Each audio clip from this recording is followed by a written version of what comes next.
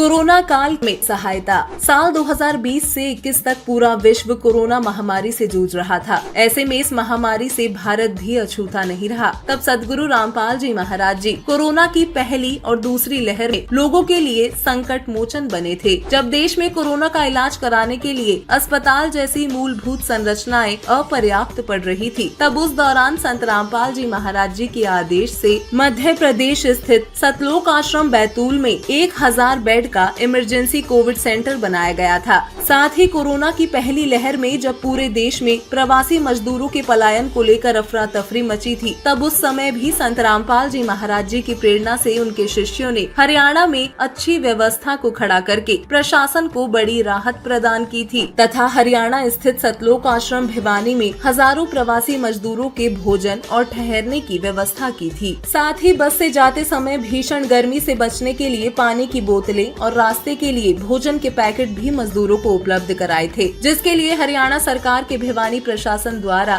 संत रामपाल जी महाराज जी की खूब प्रशंसा की गई। वहीं हम सभी जानते हैं कि कोरोना की पहली लहर की भयावह स्थिति को देखते हुए देश में अचानक लगे लॉकडाउन से गरीब तबके के लोगों के सामने भोजन की समस्या उत्पन्न हो गई थी। ऐसे में संत रामपाल जी महाराज जी की प्रेरणा से उनके अनुयायियों ने धर्म तो धसके नहीं धसके तीनों लोग, खैरायत में खैर है कीजे या तमपोक वाणी को चरित्रार्थ किया था और राजधानी दिल्ली समेत अन्य राज्यों में गरीब लोगों को घर घर जाकर भोजन सामग्री पहुंचाकर राहत पहुंचाई थी।